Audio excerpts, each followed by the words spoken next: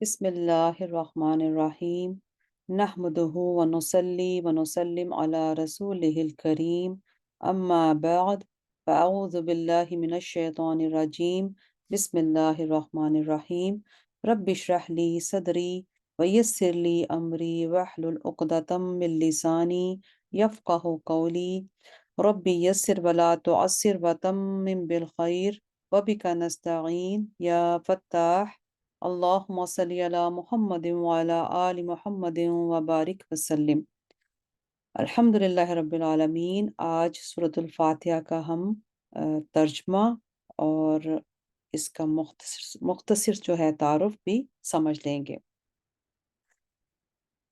بسم اللہ الرحمن الرحیم۔ اللہ ہی کے نام سے شروع کرتی ہوں جو نہایت رحم فرمانے والا بہت مہربان ہے۔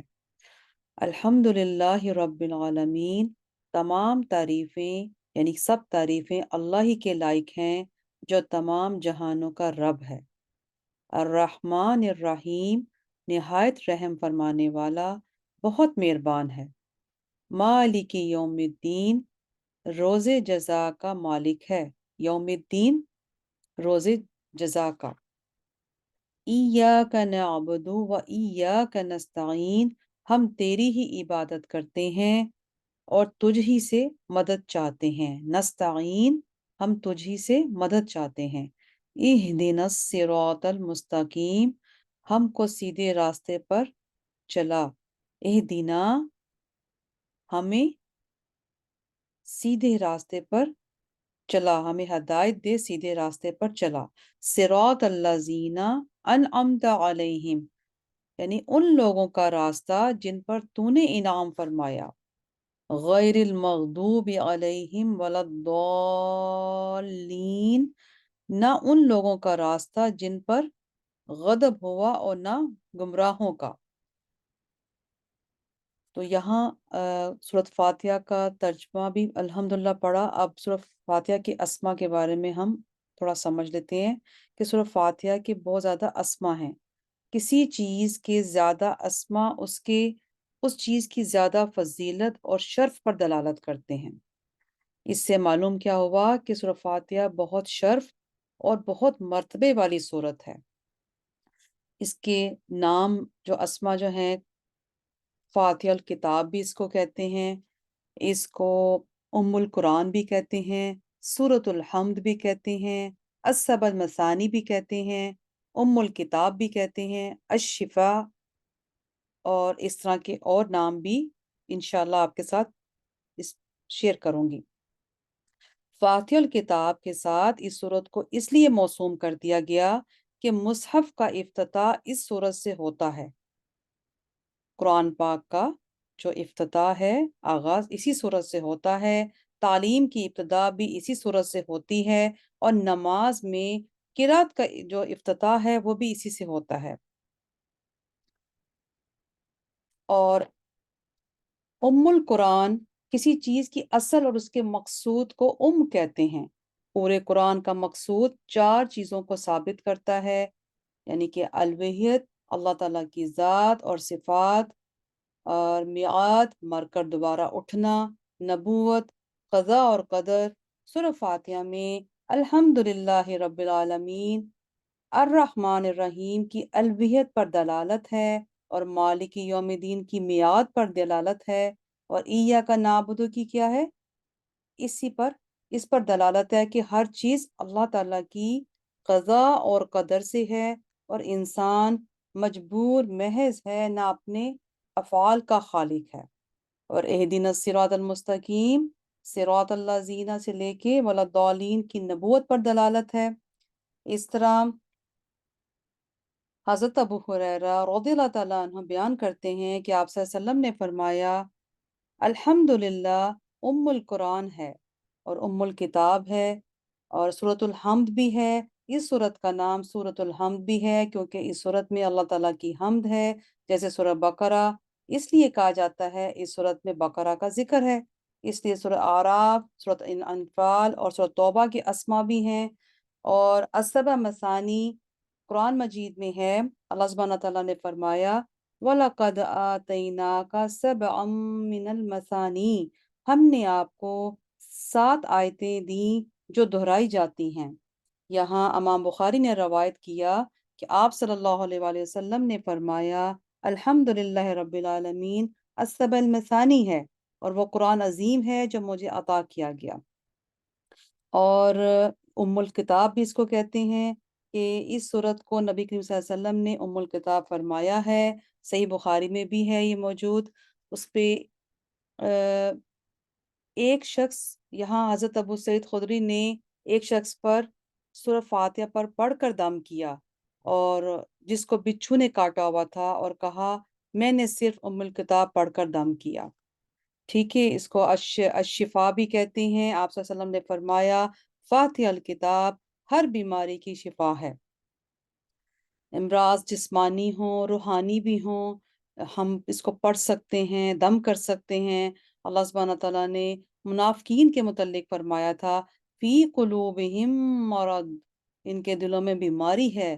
اس صورت میں اصول اور فروع کا ذکر ہے جن کے تقاضوں پر عمل کرنے سے کیا ہوتا ہے، روحانی امراض میں شفا حاصل ہو جاتی ہے۔ اس صورت میں اللہ سبحانہ تعالیٰ کی ثنا ہے، اور اللہ تعالیٰ سے دعا بھی ہے جس سے جسمانی اور دیگر ہر قسم کی بیماریوں سے شفا حاصل ہوتی ہے۔ سورۃ الصلاۃ بھی اس کا نام ہے۔ نبی کریم صلی اللہ علیہ وسلم نے فرمایا اللہ تعالیٰ نے اس سورت پر صلاۃ کا اطلاق کیا۔ امام مسلم نے حضرت ابو ہریرہ رضی اللہ تعالیٰ عنہ سے روایت کیا ہے کہ میں نے رسول اللہ صلی اللہ علیہ وسلم کو یہ فرماتے ہوئے سنا ہے کہ نماز سورہ فاتحہ کو میرے اور میرے بندے کے درمیان آدھا آدھا تقسیم کیا گیا ہے، اور میرے بندے کے لیے وہ ہے جس کا وہ سوال کرے۔ بس جب بندہ کہتا ہے الحمدللہ رب العالمین، تو میں کہتا ہوں بندے نے میری حمد کی۔ سورت اس کو دعا بھی کہتے ہیں۔ یہ سورت اللہ تعالیٰ کی حمد و ثنا سے شروع ہوتی ہے، پھر بندے کی عبادت کا ذکر ہے، پھر اللہ سبحانہ تعالیٰ نے صراط مستقیم پر ثابت قدم رہنے کی دعا فرمائی، اور دعا اور سوال کا بھی یہی اسلوب ہے۔ پہلے اللہ سبحانہ تعالیٰ کی حمد و ثنا کی جائے، پھر اس کو پھر طلب کیا جائے۔ حضرت ابراہیم علیہ السلام نے یہاں بہت خوبصورت دعا اللہ تعالیٰ کی حمد و ثنا سب سے پہلے کی۔ وہ کیا تھی؟ وہ جس نے مجھے پیدا کیا تو وہی مجھے ہدایت دیتا ہے، اور وہی مجھے کھلاتا ہے اور پلاتا ہے۔ جب میں بیمار پڑوں تو وہی مجھے شفا دیتا ہے، اور وہی مجھے وفات دے گا، اور وہ پھر زندہ فرمائے گا، اور اسی سے مجھے امید ہے کہ قیامت کے دن وہی میری ظاہری یا اجتہادی خطائیں معاف فرما دے گا۔ اے میرے رب، مجھے حکم عطا فرما اور مجھے نیکیوں کے ساتھ لاحق اس کو کر دے۔ میرے بعد آنے والی نسلوں میں میرا ذکر خیر جاری رکھ، اور مجھے جنت النعیم کے وارثوں میں شامل کر دے۔ دیکھا آپ نے، حضرت ابراہیم علیہ السلام نے بھی دعا سب سے پہلے فرمائی، حمد و ثنا پہلے فرمائی، پھر دعا فرمائی۔ اس کے بعد حضرت یوسف علیہ السلام نے بھی دعا کی سب سے پہلے، فاطر السماوات والارض انت ولی فی الدنیا والآخرہ توفنی مسلما والحقنی بالصالحین۔ اے آسمان اور زمینوں کو ابتدان پیدا کرنے والے، تو ہی دنیا اور آخرت میں میرا کارساز ہے۔ میری وفات اسلام پر کر، اور مجھے نیکوں کے ساتھ لاحق کر دے۔ سو دعا کا تو یہی طریقہ ہے، پہلے اللہ تعالیٰ کی حمد و ثنا کی جائے، پھر اس سے سوال کیا جائے۔ سورہ فاتحہ میں اسی طریقے سے دعا کرنے کی تعلیم دی ہے، اس لیے اس کو سورۃ دعا بھی کہتے ہیں۔ فاتحہ کے اعتبار سے ہر نیک چیز کا افتتاح اس سورت سے ہونا چاہیے، اور کے لحاظ سے یہ ہر خیر کی اصل ہے، ہر نیکی کی اثاثہ ہے، اور مصنع کے لحاظ سے 2 بار پڑھے بغیر یہ لائق شمار نہیں، اور کنز کی حیثیت سے یہ ہر چیز کا خزانہ ہے۔ سبحان اللہ، ہر بیماری کے لیے شفا بھی ہے، اور ہر مقصود کے لیے وافی ہے، اور واقعہ کے لحاظ سے ہر برائی سے بچانے والی ہے، رقیہ کے اعتبار سے بھی ہے، آفت ناگہانی کے لیے دم ہے، اس میں حمد کا اس بات ہے۔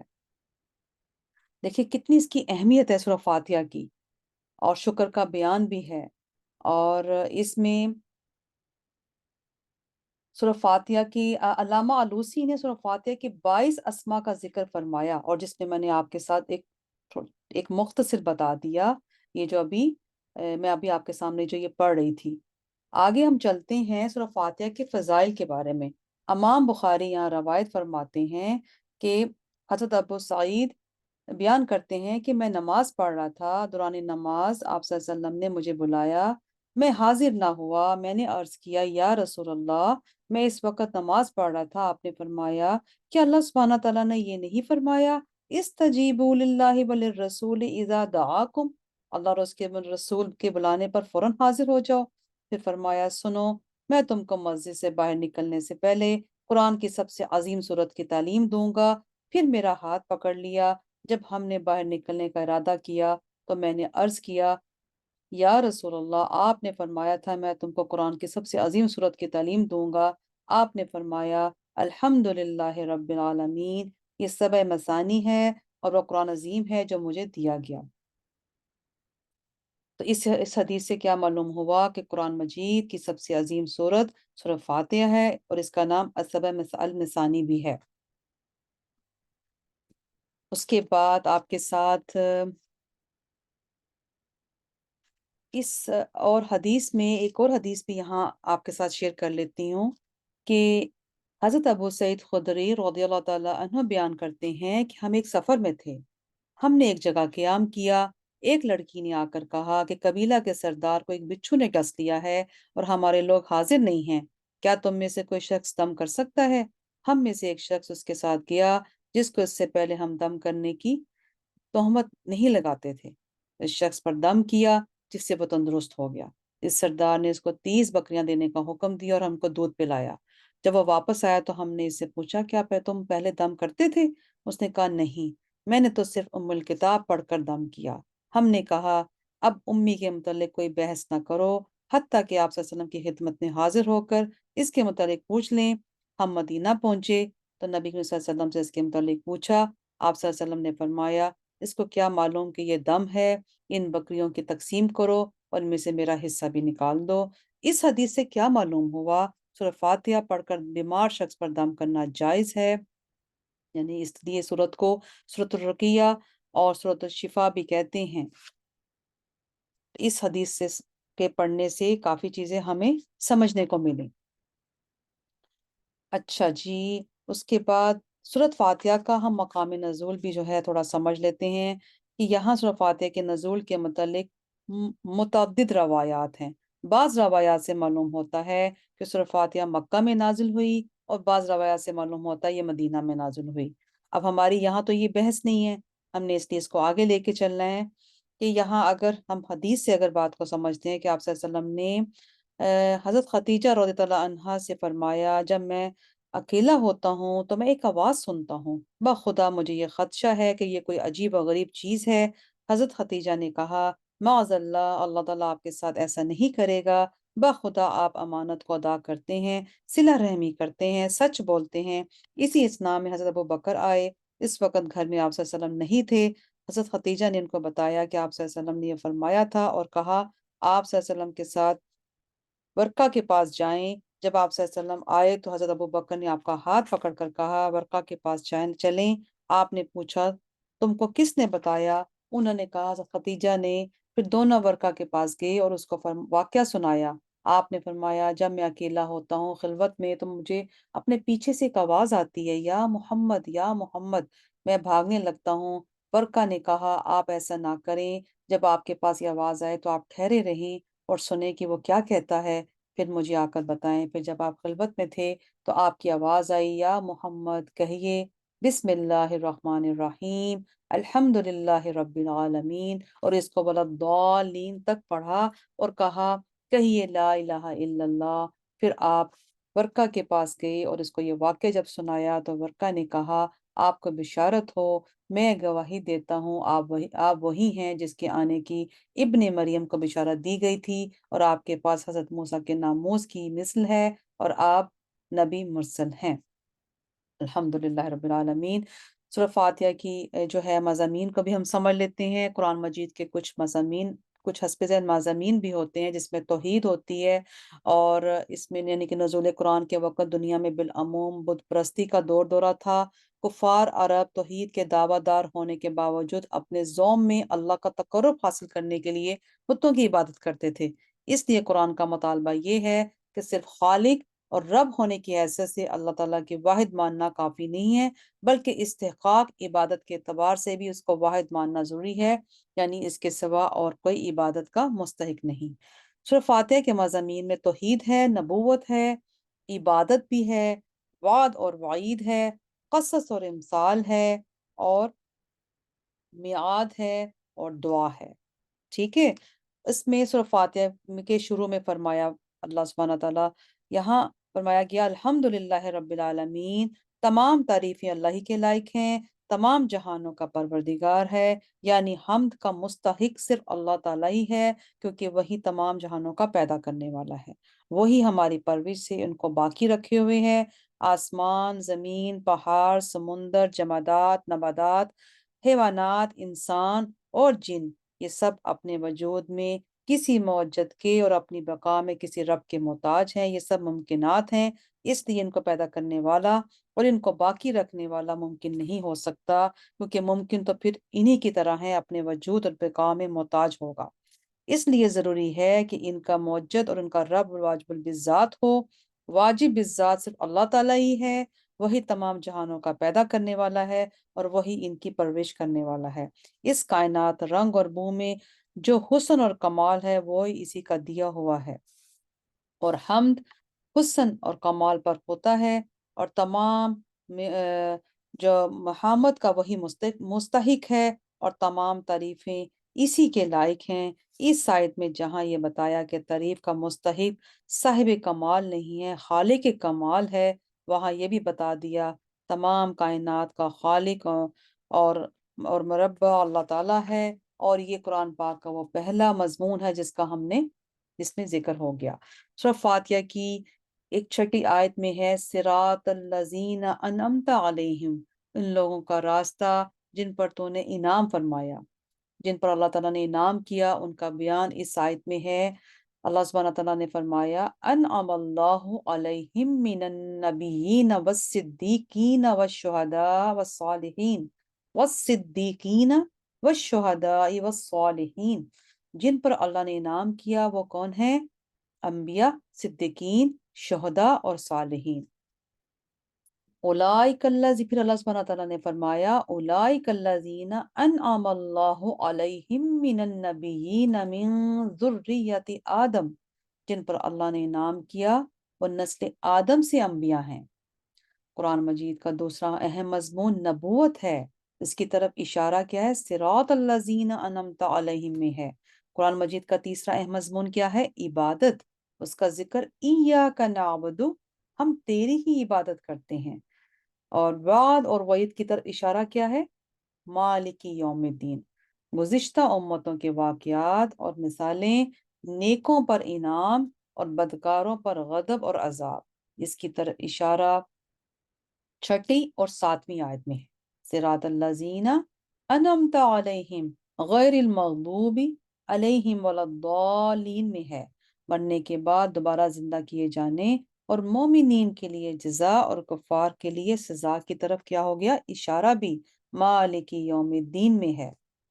قرآن پاک کا بہت اہم مضمون اللہ تعالیٰ سے دعا کرنا ہے۔ اس صورت میں یہ تعلیم دے دی گئی کہ اللہ تعالیٰ سے کس طرح دعا کی جائے، اور اس کا طریقہ یہ ہے کہ پہلے اللہ تعالیٰ کی حمد و ثنا کی جائے، جس کا ذکر الحمد للہ رب العالمین الرحمن الرحیم میں ہے۔ خضوع اور خشوع کا اظہار کیا جائے، جس کا ذکر کس میں آ گیا؟ ایاک نعبد میں۔ پھر اپنے عاجزی کا اور احتیاج کا بیان کیا جائے، جس کا بیان ایاک نعبد میں آ گیا۔ اس سے پھر اللہ سبحانہ تعالیٰ سے کیا مانگا جائے، کیا نہ مانگا جائے، تو بتلایا اس سے صراط المستقیم پر برقرار رہنے کی ہدایت مانگو، وہ راستہ جو اللہ تعالیٰ کے انعام یافتہ کا راستہ ہے، نہ ان کا راستہ جن پر اللہ تعالیٰ نے غضب فرمایا، نہ گمراہوں کا۔ پھر جیسے ہی ہدایت کی دعا ختم ہوتی ہے تو اس کے جواب میں فوراً ہدایت آ جاتی ہے، سبحان اللہ۔ اور وہ ہدایت کیا آتی ہے؟ الف لام میم ذالک الکتاب لا ریب فیہ ھدی للمتقین، یعنی تم نے ہم سے ہدایت مانگی تھی تو یہ پوری کتاب تمہارے لیے ہدایت ہے۔ اور اس سے بھی معلوم ہو گیا اگر تم اللہ تعالیٰ کے بتائے ہوئے طریقے سے دعا کرو گے تو اس دعا کی جو اس کا جواب استجابت یقینی ہو جائے گا۔ سبحان اللہ! آج میرے لیے اور آپ کے لیے اس سورہ فاتحہ کے اسما اور اس کا مضامین کو سمجھنا، الحمدللہ اس کو اللہ تعالیٰ قبول فرمائے اور ہمیں ثابت قدم رہنے کی، اس پر عمل کرنے کی توفیق عطا فرمائے، آمین۔ وما علینا الا البلاغ المبین۔ سبحان ربک رب العزت عما یصفون وسلام علی المرسلین والحمد للہ رب العالمین۔ سبحانک اللہم و بحمدک نشہد ان لا الہ الا انت نستغفرک و نتوب الیک وصلی اللہ تعالی علی خیر خلقہ وعلی آلہ و اصحابہ اجمعین برحمتک یا ارحم الراحمین۔